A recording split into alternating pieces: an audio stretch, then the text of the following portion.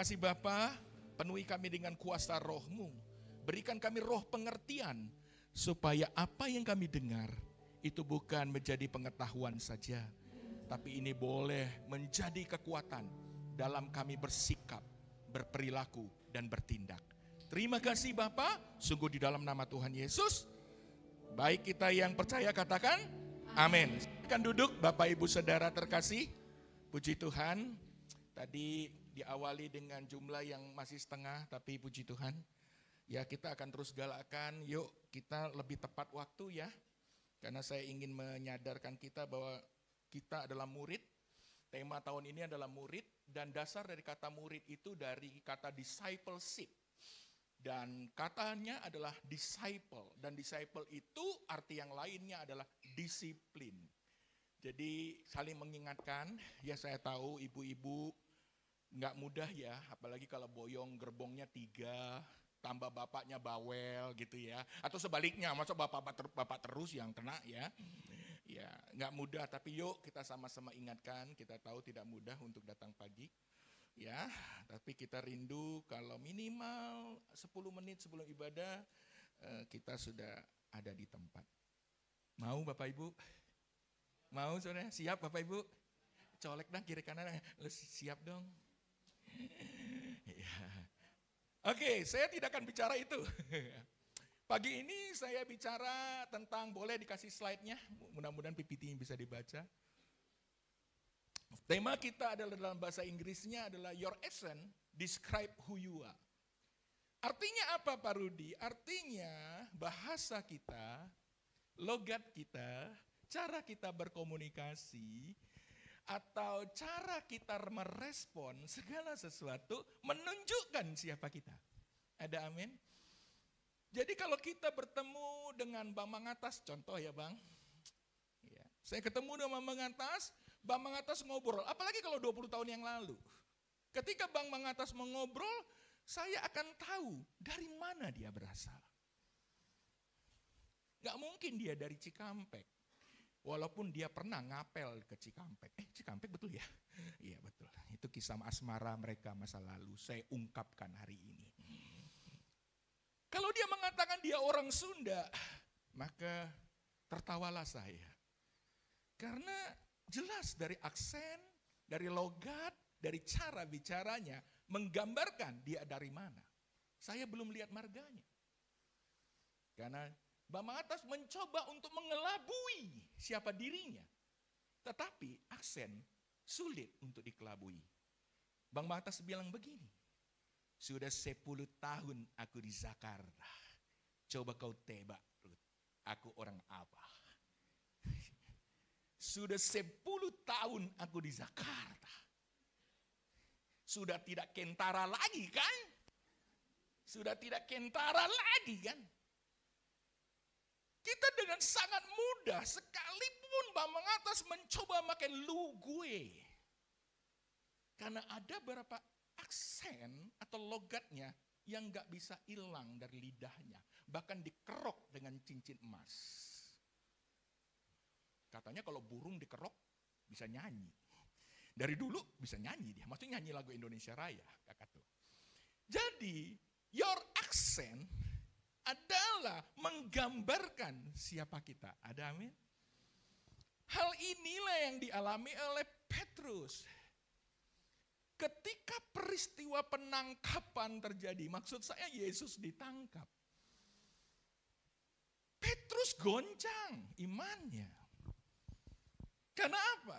Karena pemimpinnya, gurunya, Tuhannya, Lord, rajanya ditangkap. Dan goncanglah hati Petrus. Dia depresi ketakutan. Dia mencoba untuk keluar dari ketakutan itu. Dia mencoba untuk bersembunyi dan lari mengumpet. Dia coba menyelinap keluar dari kerumunan. Karena saat itu terjadi berita yang heboh. Masuk TikTok. Bahwa Yesus sang penyembuh ditangkap. Dan Petrus sangat tahu siapa dirinya. Dia adalah bagian dari kelompok Yesus. Ada amin? Dan dia merasa terancam. Karena kalau Yesus ditangkap, itu artinya saya juga ditangkap. Tahun 70-an, 60-an, akhir 70-an, banyak orang ketakutan. Karena dicap sebagai PKI. Bahkan yang tidak ikut pun anggap PKI. Semua simbol-simbol, lagu-lagu yang tentang PKI. Dan jangan pernah bicara tentang genjer-genjer. Karena berarti anggota, orang takut. Begitu juga Petrus, dia mencoba bersembunyi. Tapi sekali lagi, tanpa Petrus sadari, tindak tanduknya, perangainya, cara dia bicara, cara logatnya, itu dilihat dan dinilai orang. Tanpa dia sadari, semua orang telah melihat. Makanya ada seorang hamba perempuan datang kepada Petrus. Saya buka ayatnya. Matius 26 tidak ada di slide. Saya tidak ambil karena penuh. Hamba perempuan itu berkata, bukankah engkau salah satu? Bukankah engkau bersama-sama dengan dia? Salah satu dari mereka. Apa jawab Petrus? Dia ngeles. Dia bilang ini, ngomong apa engkau? Bicara apa engkau? Kau tidak nyambung. Ya, engkau tidak nyambung, kau bicara apa saat itu? Dan wanita ini kemudian kata, bukankah engkau salah satu? Yuk kita baca ya, engkau juga selalu bersama-sama dengan orang Galilea itu, kata hamba perempuan itu. Dan Petrus mengatakan, aku tidak tahu apa yang engkau maksud. Apa artinya? Dia coba mengelak. Dia coba bersembunyi dan menyelinap. Kemudian ada orang kedua bertanya, bukankah engkau selalu bersama-sama dengan dia? Tapi apa jawabnya? Aku tidak mengenal dia. Maksudnya tidak mengenal Yesus. Petrus tidak sadar bahwa dirinya dilihat dan diamati orang lain. Ada amin? Bukankah kita demikian juga? Tanpa kita sadari, Rudi Langitan diamati sekian banyak pasang mata yang melihat pola tingkah laku saya, cara saya berbicara, cara saya beropini, cara saya merespon segala sesuatu. Dan orang tahu dari semua hal yang saya lakukan itu menunjukkan siapa saya dan dari mana saya berasal. Maka yang ketiga menarik untuk kita bahas. Matius 26 ayat 73. Sering buka di PPT. Buka di PPT, sudah? Ayat 73 ya, 26 ayat 73. Tidak lama kemudian orang-orang yang ada di situ, maksudnya di tempat penangkapan itu, yang ada itu datang kepada Petrus, datang kepadanya, menyatroni dia. Dan berkata, pasti engkau juga salah seorang dari mereka. Maaf, harusnya hijaunya ke atas, mungkin format PPT-nya berbeda, pakai Canva. Ya, dan dikatakan dalam bahasanya, itu nyata dari bahasamu, your accent, logat.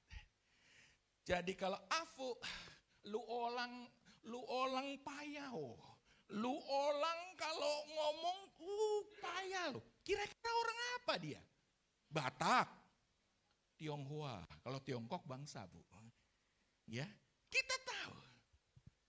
Ya, kita tahu dia dari Papua. Kita tahu dia dari Ambon. Kita tahu mungkin dia dari Ciampea. Ya, jadi Afu jangan coba, mana Afu? Afu gak ibadah hari ini. Kangen sekali aku sama Afu ini. Sekalipun gak ada saya cari-cari. Itu buktinya keintiman Bapak Ibu. Kalau gak ada dicari-cari, bilang kiri kanan, masih cari-cari saya enggak? Yuk. Kalau enggak berarti lu enggak dikangenin, bahaya. Yuk bilang dong, kamu ngangenin aku enggak? Enggak, bahaya. Oke? Karena kalau orang enggak dikangenin itu, kalau dia sakit, hilang, makan, mati, maaf nih, mati, enggak ada yang tahu. Banyak orang telah meninggal di rumahnya 30 hari, 40 hari, enggak ada yang tahu. Karena enggak dikangenin. Yuk jadilah orang yang dikangenin. Oh bilang kiri kanan, jadilah orang yang dikangenin. Mudah-mudahan saya dikangenin. Itu doa saya setiap hari, dikangenin jemaat. Kalau enggak dikangenin, aduh, apalah arti hidup ini, Bu? Iya. Konsentrasi, Ruth, konsentrasi. Oke. Jadi, hal yang pertama yang harus kita sadari bahwa ayat ini mengungkapkan poin pertama. Klik langsung poin pertama. Maju terus PPT-nya. Bahwa aksen, logat, cara kita bicara, cara kita berkomunikasi menunjukkan identitas. Jadi hati-hati loh. Apa yang kau katakan menunjukkan identitasmu. Menunjukkan siapa engkau. Menunjukkan jati dirimu. Dan bahkan menunjukkan asalmu. Bahkan menunjukkan keluargamu. Dasar si bawel. Pantesan bawel. Mamanya juga bawel. Bahkan cara kita bicara, cara kita merespon itu membuat kesimpulan orang di sekitar Anda sehingga mereka melakukan labeling atau cap. Maka di dunia dikenal si kikir. Bahkan ada satu suku bangsa dibilang kikir. Ngeri ya. Saya nggak sebutkan. Takutnya ada di sini. Ada satu suku, pelit banget. Itu pasti orang tit.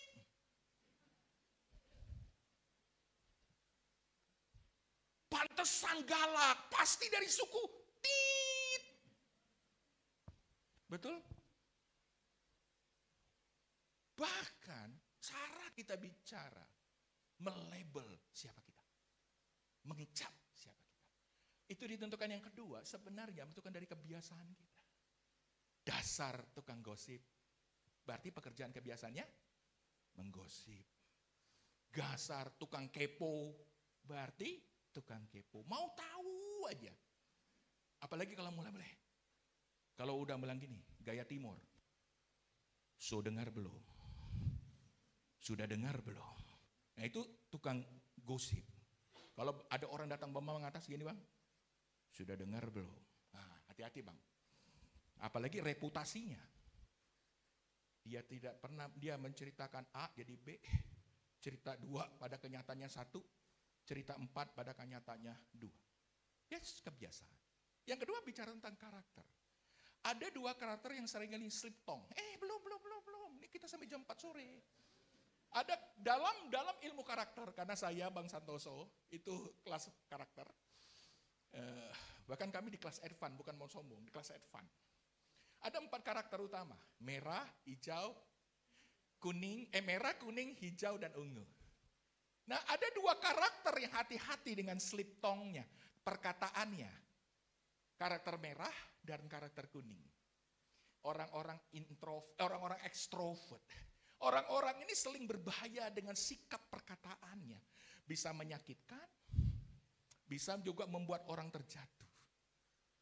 Nah, karakter 2 kuning dan ungu, kuning dan merah ini dimiliki menurut saya di Petrus. Petrus adalah tipe orang menyebutnya si kuning merah. Atau orang menyebutkan dalam personality yang lain disebut ini kolerik pesangwin. Atau dalam versi DISC dia disebut dengan influence dominant.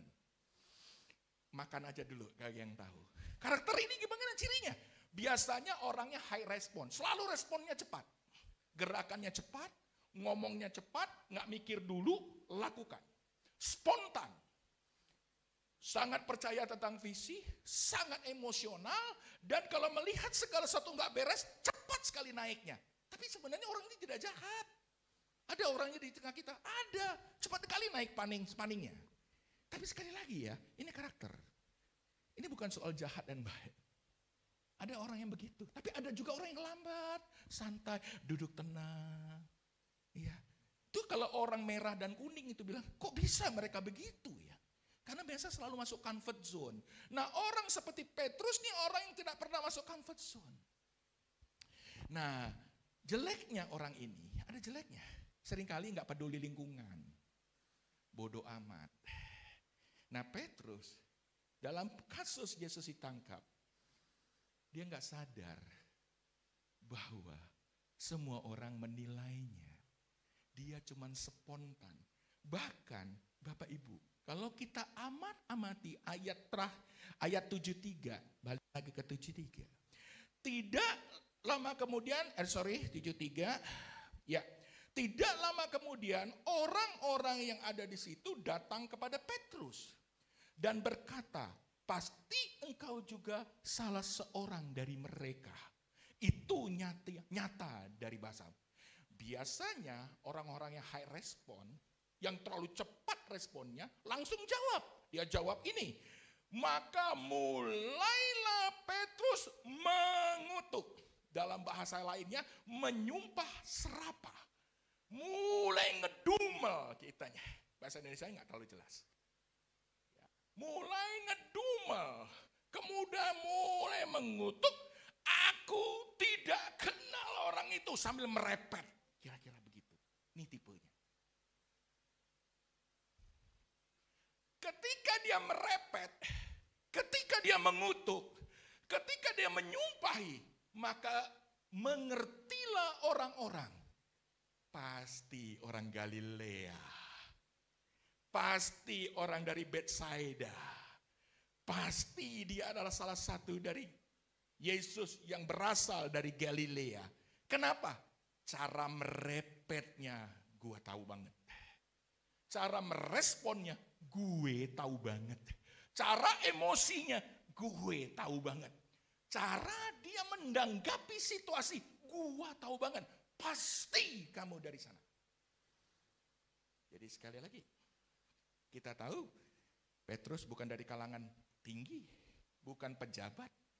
Dia lahir dari lingkungan menengah ke bawah. Seorang nelayan.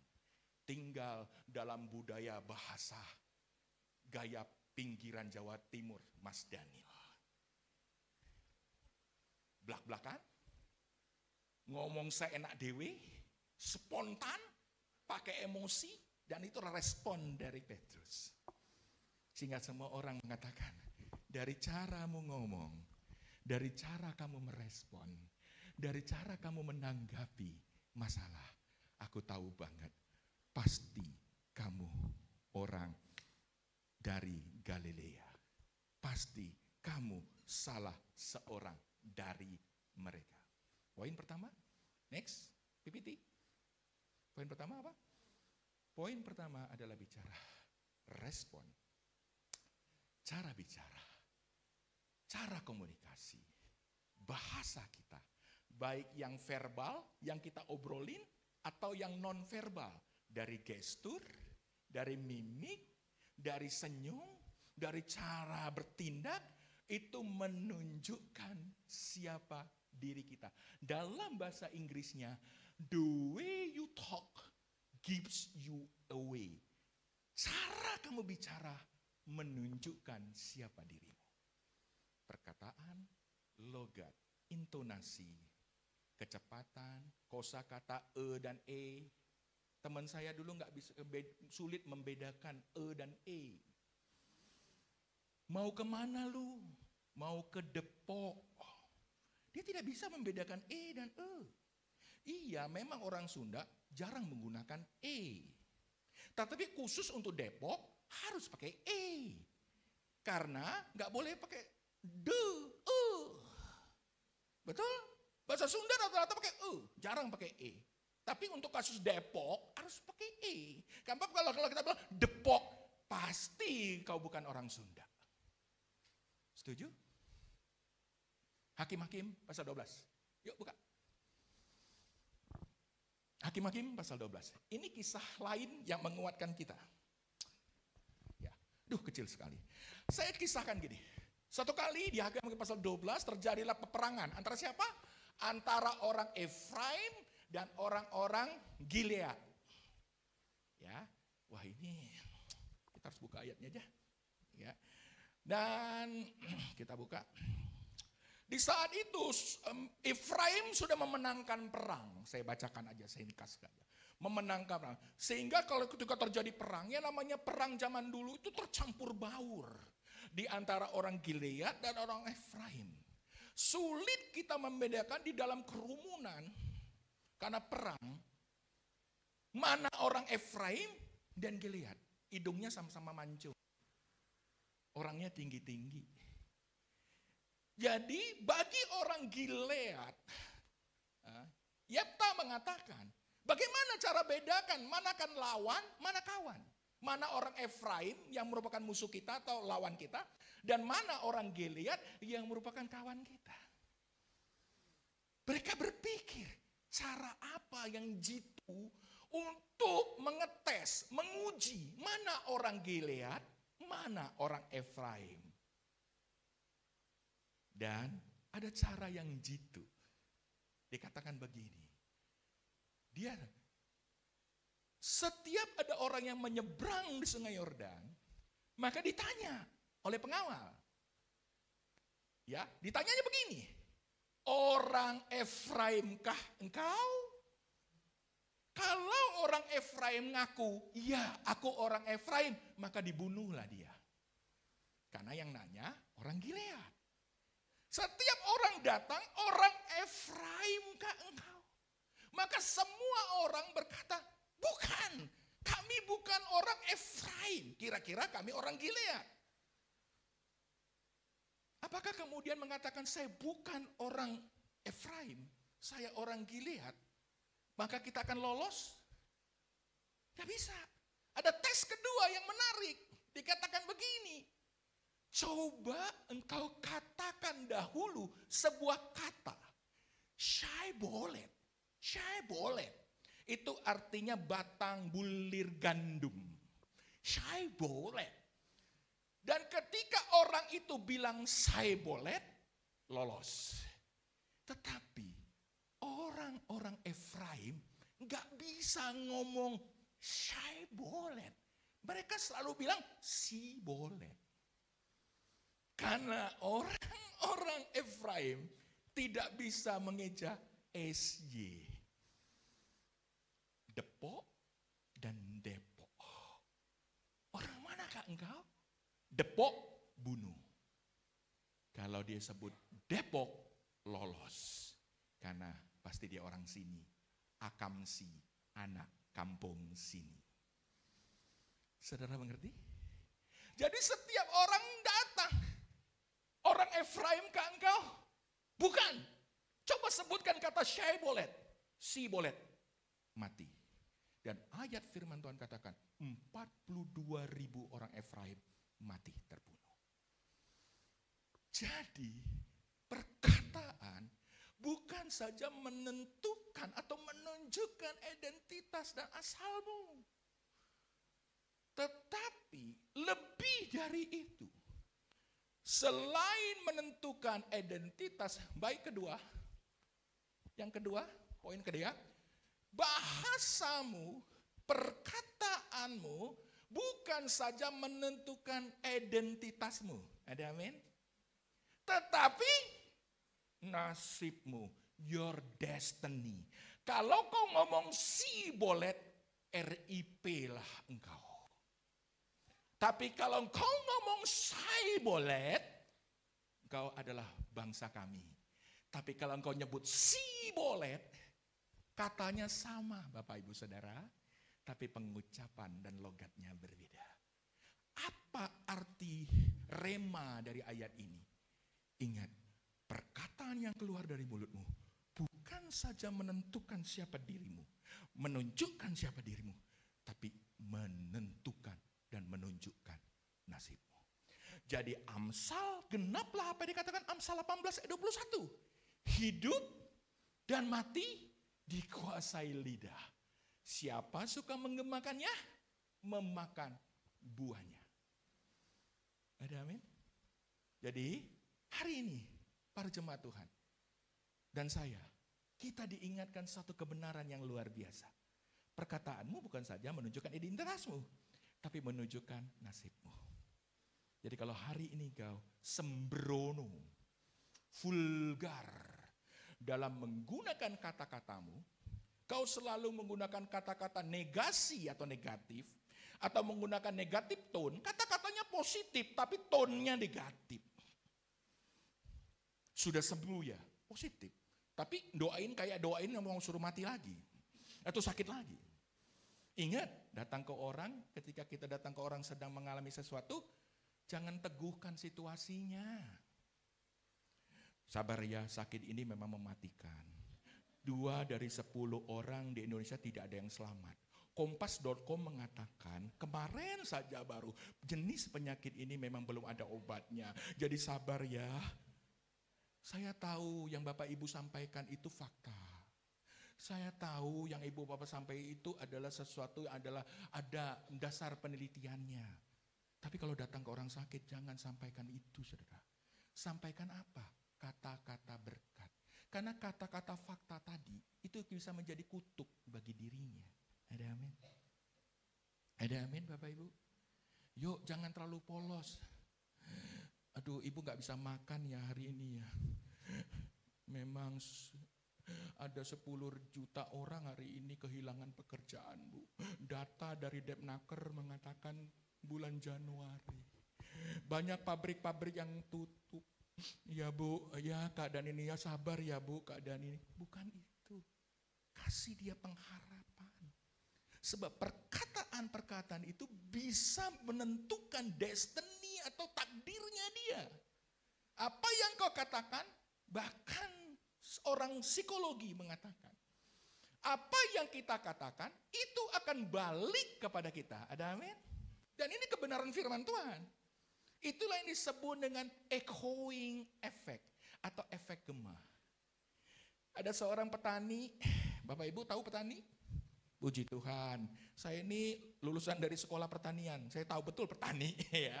Dia bawa anaknya pergi ke ladangnya. Ladangnya kebetulan dekat-dekat Danau Toba.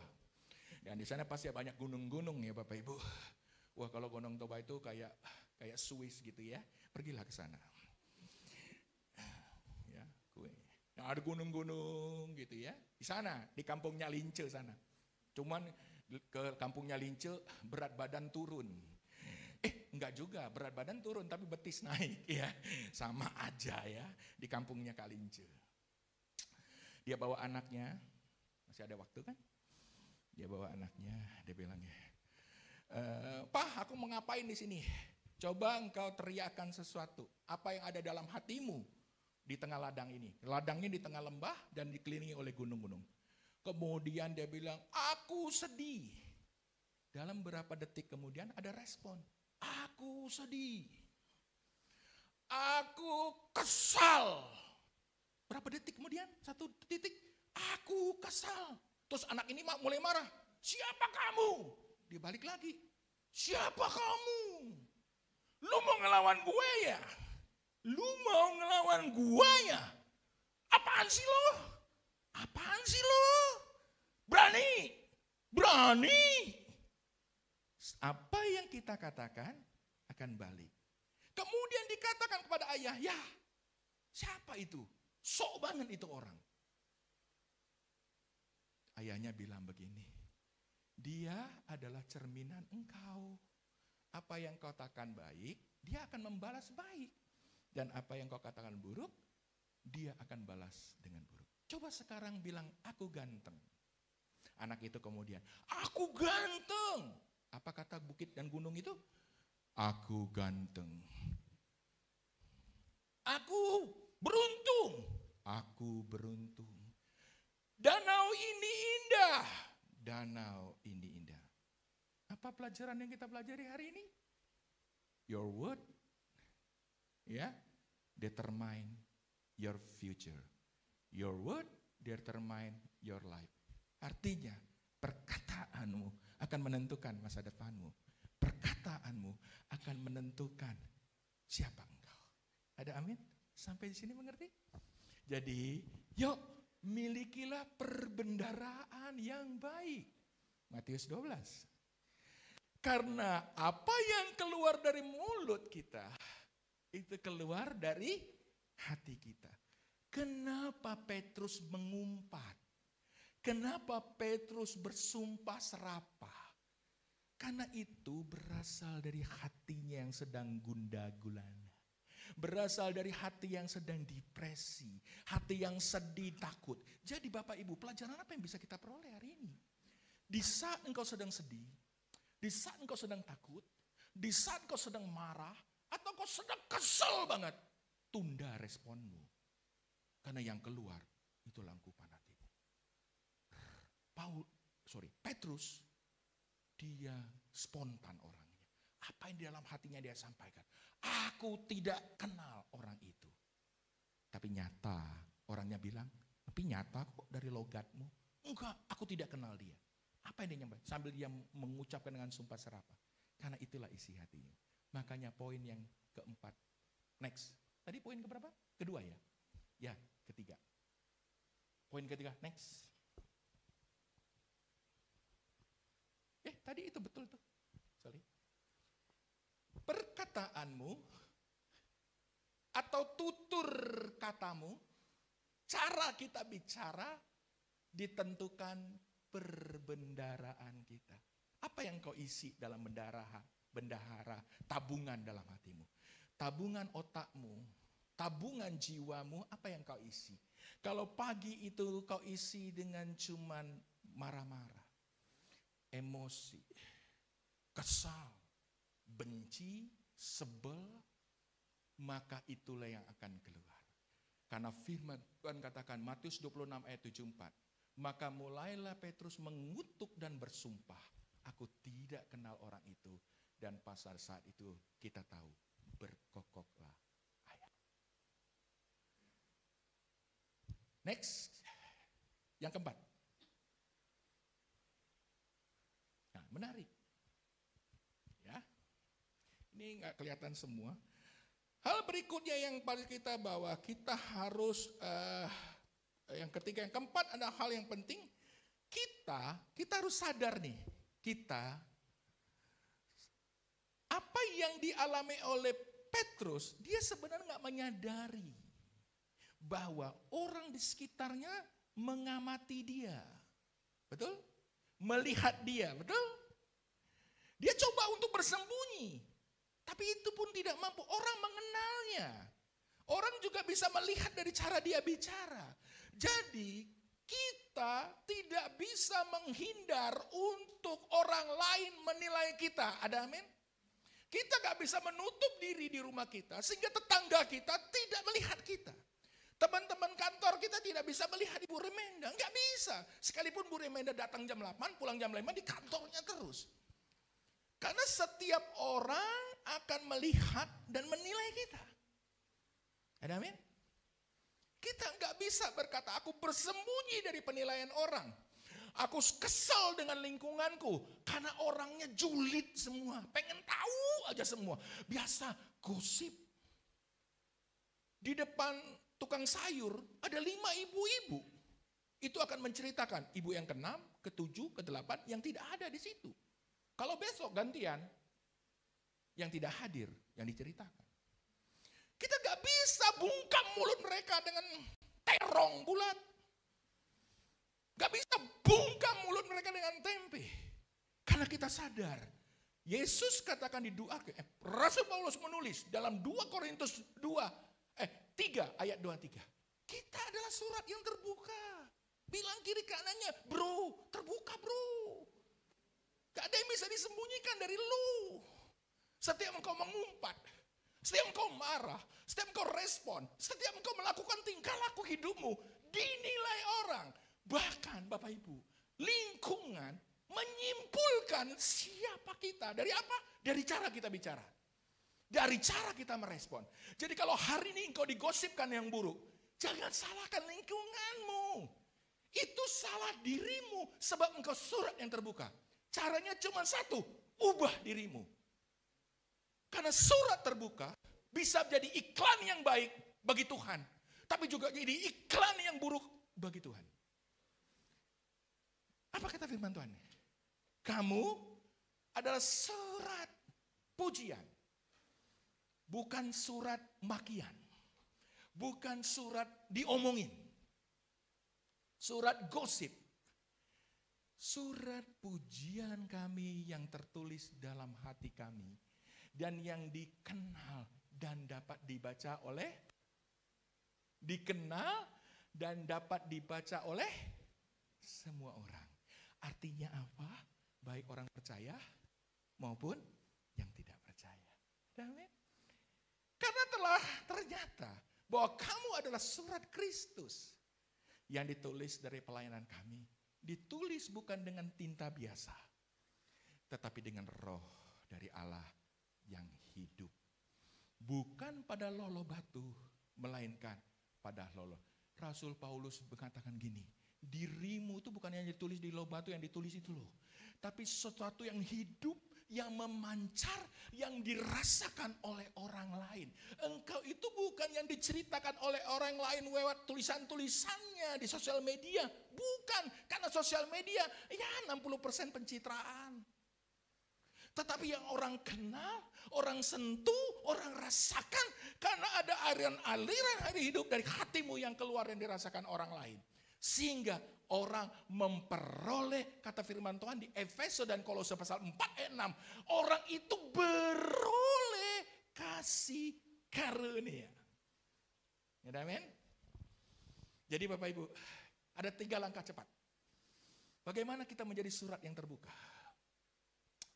Supaya kita bisa menjadi berkat bagi orang lain. Kita ini, ya siapa kita? Apakah kita orang percaya atau tidak percaya?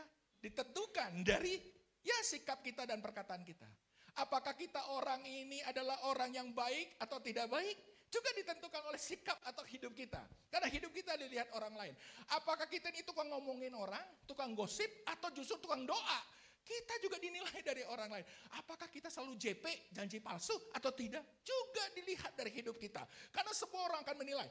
Apakah kita ini janji manis doang, omon-omon doang, atau omon-omon kosong? Itu juga ditentukan dari cara kita bersikap.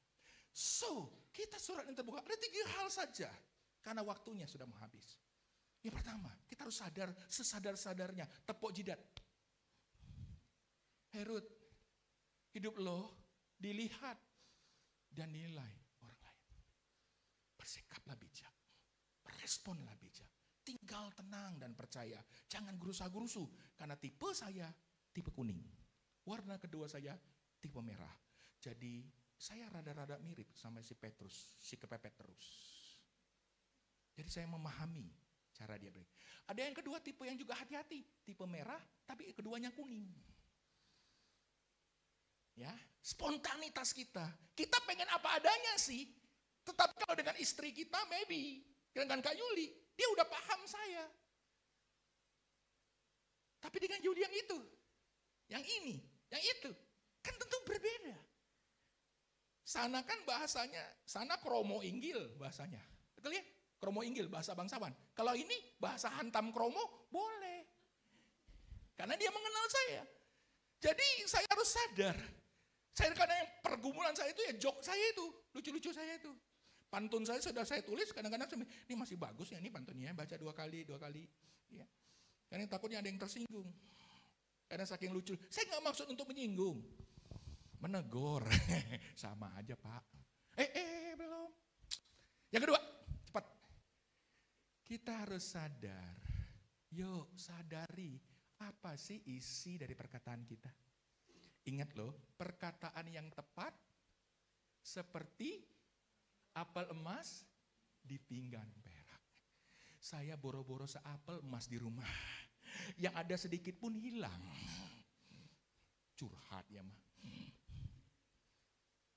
Jadi kalau Bapak Ibu memperkatakan yang baik kepada saya, yang sedap didengar, manis, itu seperti saya mendapatkan apel emas. Ketika ibu-ibu ke suaminya, Papa, apa kabar hari ini? Luar biasa. Itu seperti engkau sedang memberikan apel emas kepada suami. Dia akan memberi engkau sekeranjang apel emas. Halo mama, sibuk ya hari ini? Walaupun gak bisa bantu masak, tapi minimal senggol lah dikit dia. Gimana masak hari ini? Ya, beri perhatian kita kepada dia. Itu seperti sebuah apel emas di pinggan perak. Jangankan dapat apelnya, dapat pinggannya aja udah puji Tuhan. Ada amin? Yuk kita pakai. Firman Tuhan katakan tuh, apel emas itu Amsal 25. Nah kita juga wajib berkata baik dan penuh kasih. Ada amin? Ada 3 ayat yang kita baca cepat saja untuk mengingat kita. Kalau di foto kasih tahu dulu boleh. Kadang-kadang saya nganga gitu di fotonya. Kan malu dia nosus sambil. Pak Rudi nganga ompong lagi. Jadi kasih tahu dulu, baru saya kayak dia. Kan kalau pendeta jelek, jemaat juga yang sedih kan. Enggak malu sih, sedih doang.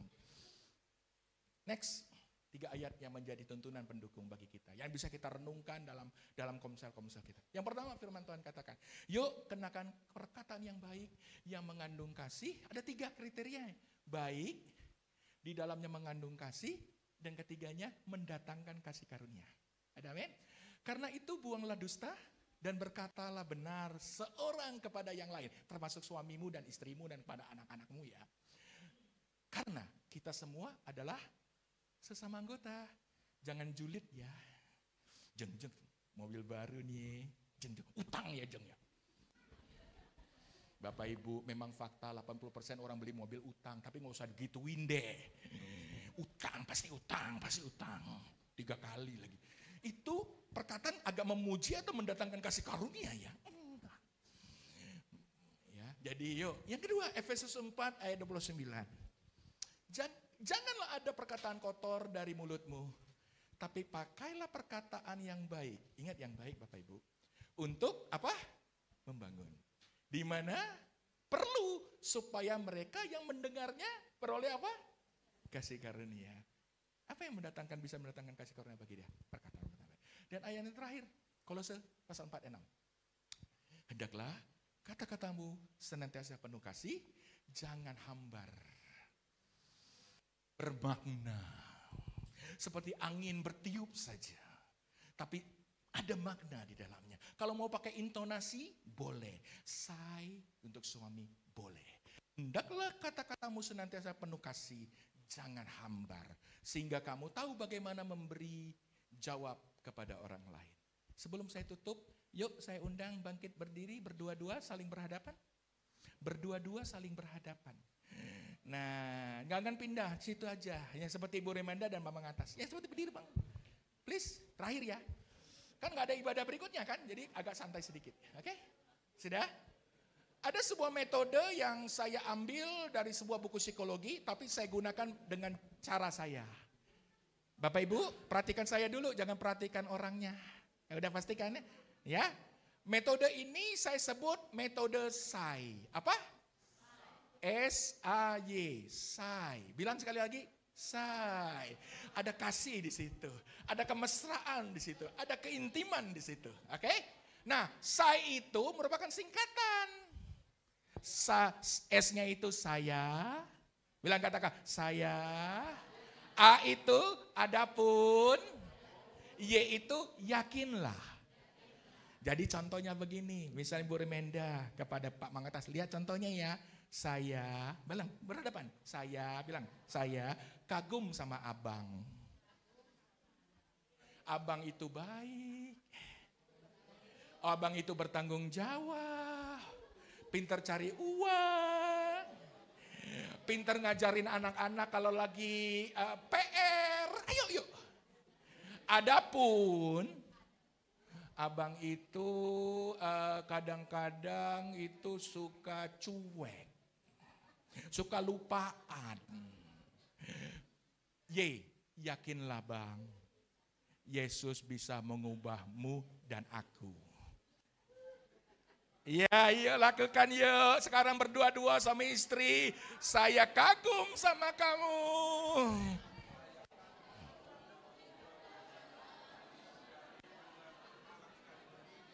Ayo sebutkan semua kebaikan. Pak Maranatha cari siapa temannya? Sebanyak-banyaknya. Ayo Pak. Ayo, saya kagum kamu itu baik. Lihat positifnya ya. Adapun, nah, kemarin pinjem gak kembaliin. Nah itu.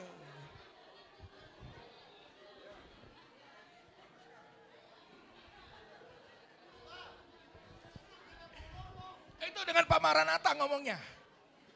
Ya, saya kagum sama Abraham.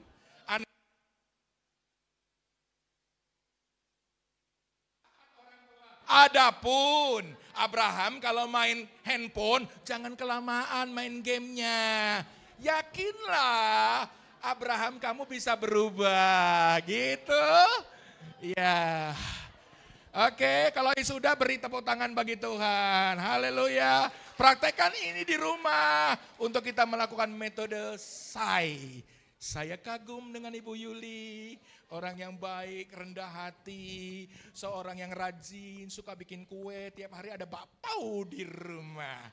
Adapun kalau nasihatin jangan nyelekit banget lah, jelup, jelup, jelup. Yakinlah Bu Yuli pasti berubah dan saya juga berubah. Karena perubahan orang itu harus didorong oleh perubahan kita. Amin. Beri kemuliaan sekali lagi bagi Tuhan.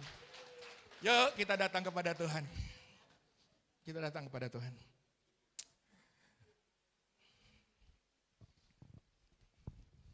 Thank you Jesus.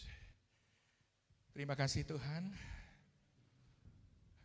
Ampuni kami kalau hari ini kami masih banyak gagal dalam berkata-kata. Kami masih gagal dalam berbicara. Kami masih gagal dalam bersikap. Kami masih juga gagal dalam merespon sesuatu. Tapi di pagi ini dengan banyak hal yang kami akan dapat. Yang pertama kami sadar bahwa perkataan kami, respon kami dan sikap dan logat kami itu menunjukkan siapa kami. Jadi kalau kami dikatakan seorang percaya, kami berkata-kata seperti orang percaya. Kalau dikatakan kami adalah orang yang berkomitmen, maka saya akan berkata-kata seperti orang yang berkomitmen. Kalau saya dikatakan sebagai orang yang bertanggung jawab, maka saya akan berkata-kata penuh tanggung jawab.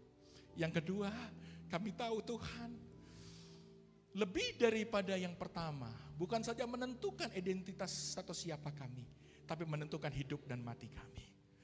Perkataan kami menentukan nasib kami. Untuk itu hari ini Tuhan, cabut setiap perkataan-perkataan yang buruk yang pernah keluar. Berikan kami roh pengampunan bagi setiap orang-orang yang pernah kami omongin, yang kami pernah bicarakan negatif, yang pernah kami gosipin, bagi orang-orang yang pernah kami janji tapi janji kami palsu. Karena kami tahu Tuhan itu akan bisa kembali kepada kami. Untuk itu Tuhan hari ini, ajar kami untuk berkata-kata yang baik. Untuk itu yang ketiga kami sadar, perkataan kami ditentukan dari hati kami. Untuk itu mari Tuhan, murnikan hati kami, sucikan hati kami. Supaya setiap perkataan kami, perkataan yang baik, perkataan penuh kasih, dan perkataan yang mendatangkan kasih karunia bagi orang lain. Untuk itu Tuhan, terima kasih Tuhan. We thank you Jesus. Terima kasih Tuhan buat pagi hingga siang hari ini. Karena ada pelajaran, banyak pelajaran yang kami dapat. Bukan saja yang mendengar, tapi khusus hamba-Mu yang mengkhotbahkan firman ini. Terima kasih Bapa.